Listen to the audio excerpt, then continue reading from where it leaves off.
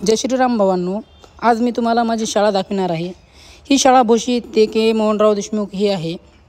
तर इथे चांगल्या प्रकारे शिक्षण व चांगले खाण्याची पिण्याची सोय व शौचालय चांगल्या प्रकारे आहे।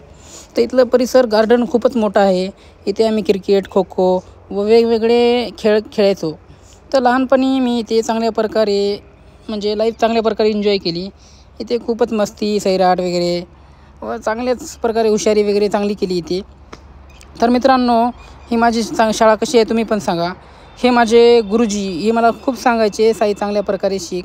तर मित्रांनो, लाईफमध्ये मी खूप संघर्ष केला। शिक्षणामध्ये मी तेवढा हुशार नव्हतो, पण बाकी गोष्टीमध्ये मी खूपच हुशार होतो।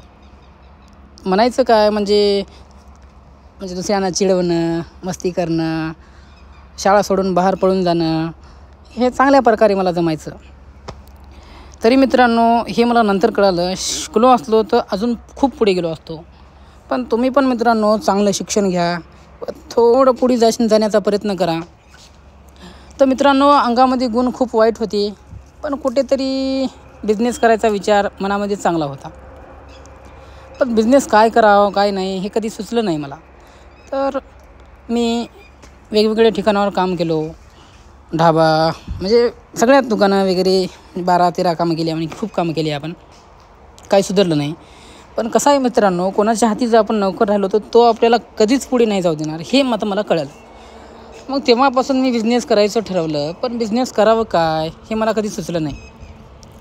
तर नशिबामध्ये असल्यामुळे म्हणजे नशिबात जर असेल ना तर काही पण भेटतं, हे खरं निघालं माझ्यासाठी। नशिबामध्ये हा धंदा म्हणजे हा कॅमेऱ्याचा बिझनेस करायचा माझ्या नशिबामध्ये होता।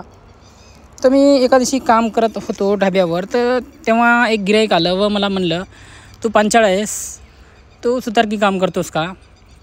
तर मी त्यांना हो म्हणलं व ते काम करायला गेलो। तर तिथे त्यांनी म्हणलं, तू सुतारकी काम नको करू, फोटोग्राफी काम कर।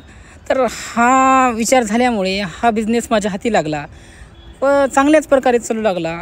तर मी ते गुढा महादेवाला येऊन चांगल्याच प्रकारे फोटो वगैरे काढतो व चांगल्या लग्नाचे पण ऑर्डर घेत असतो मित्रांनो।